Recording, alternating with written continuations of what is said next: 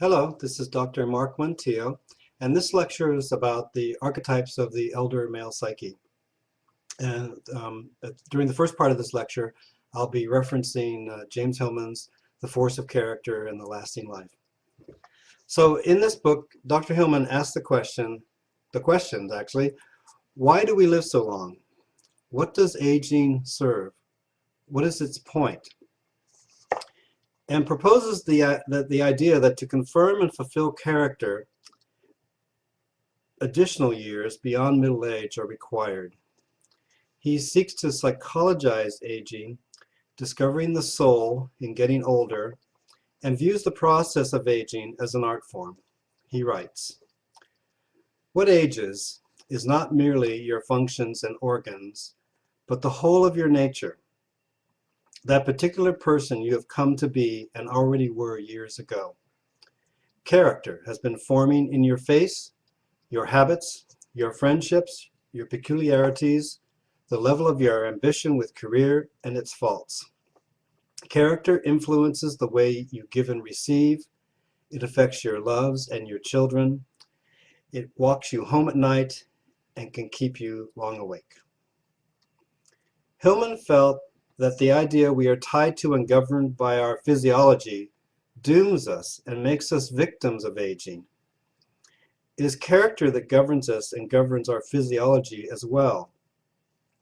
He writes that aging transforms the body into a metaphor, deliteralizing biology in the process and moving one's primary ground of being to the soul. During past times in older cultures, perhaps aging into our 60s, 70s, and 80s was a necessity.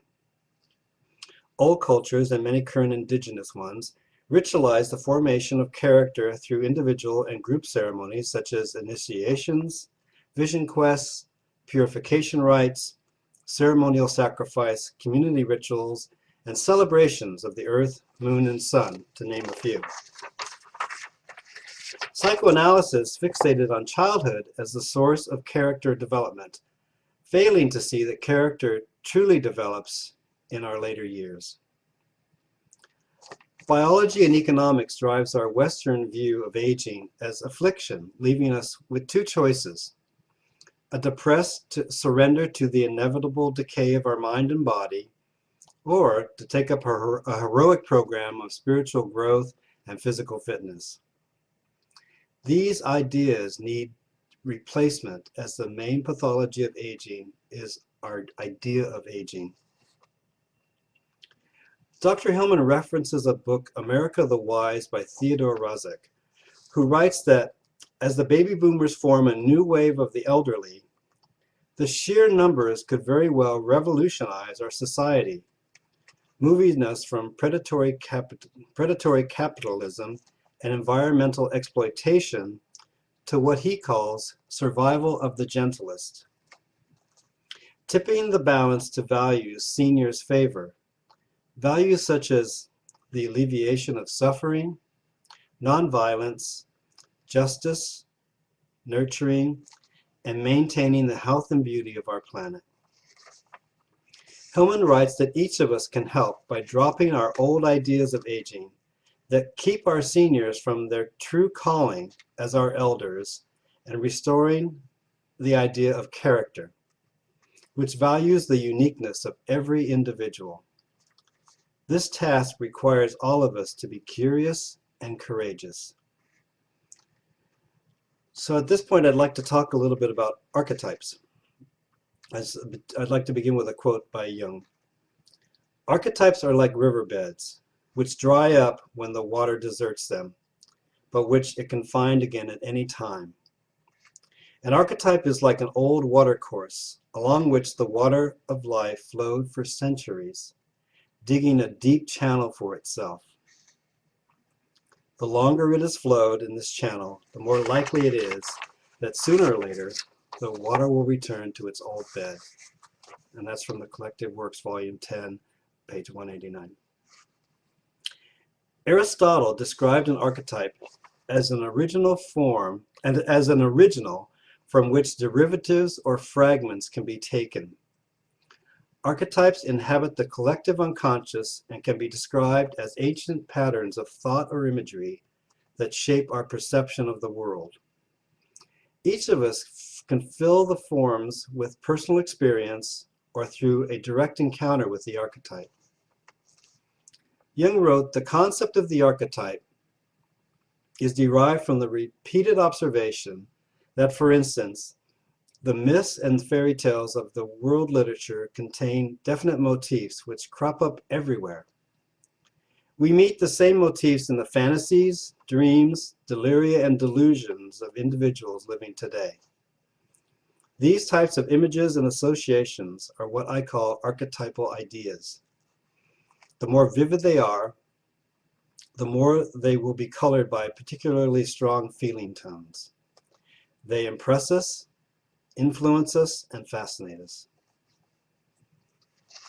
And I'd like to reference the mythopoetic tradition of the early 1990s, in particular Robert Moore and Douglas Gillette's book, King, Warrior, Magician, Lover, Rediscovering the Archetypes of the Mature Masculine. Moore and Gillette describe the archetypes of the king, the energy of just and creative ordering, the warrior, the energy of self-disciplined, aggressive action, the magician, the energy of initiation and transformation, and the lover, the energy that connects men to others and the world, as well as the four immature patterns: the divine child, the Oedipal child, the precocious child, and the hero. Different archetypes come online at different developmental stages. The first archetype of the immature masculine is the divine child. The precocious child and the Oedipal child are next. The last stage of boyhood is the hero, though it's not always as neat and ordered as that. Each of these boyhood archetypes pave the way for particular mature masculine archetypes. So when modulated by and enriched by appropriate life experiences, the divine child becomes the king. The precocious child becomes the magician, the Oedipal child becomes the lover, and the hero becomes the warrior. The adult male never fully loses his boyishness, and the foundational archetypes of his boyhood do not simply vanish. The powers of the early archetypes are built upon and not torn down. The divine child is a vital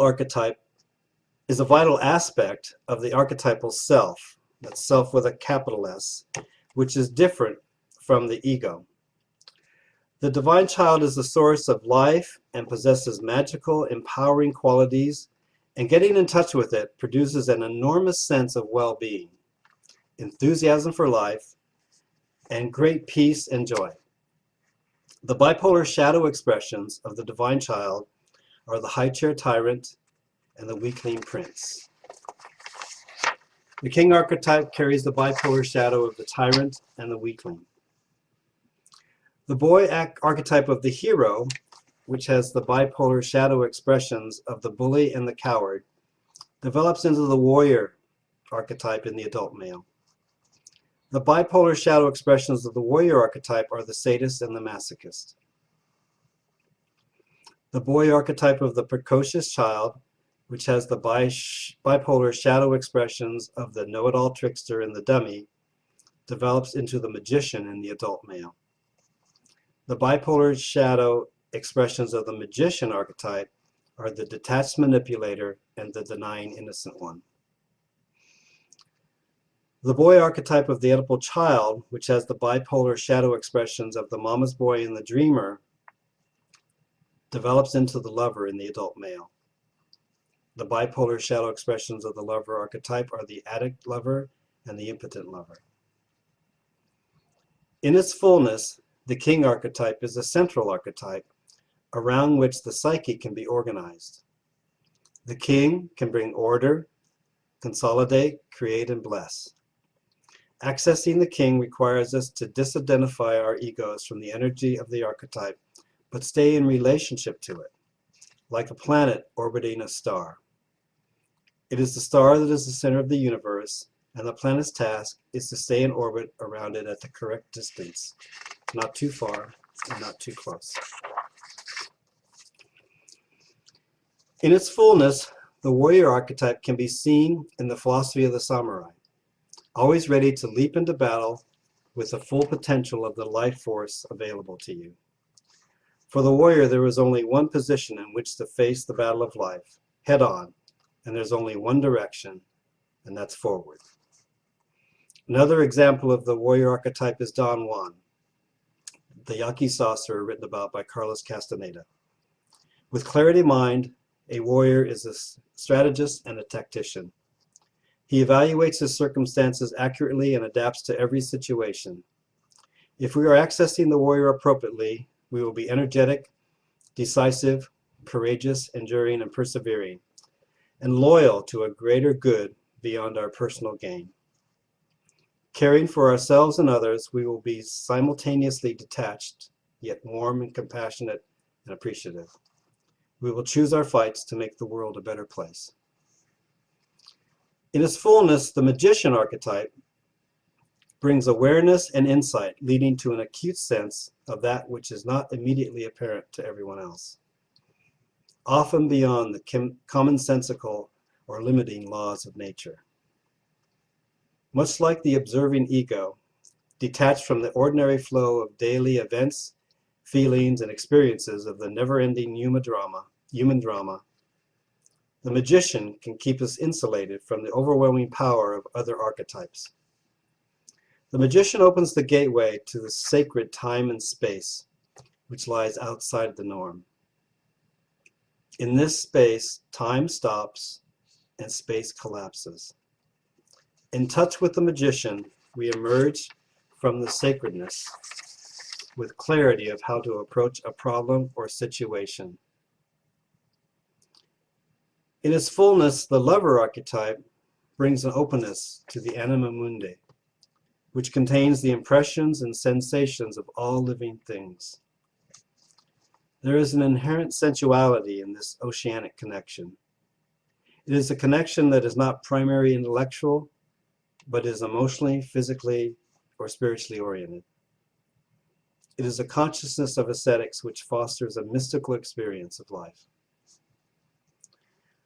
So, I would like you to also spend a bit of time exploring the bipolar axis of Mercury and Saturn, of Puer and Senex.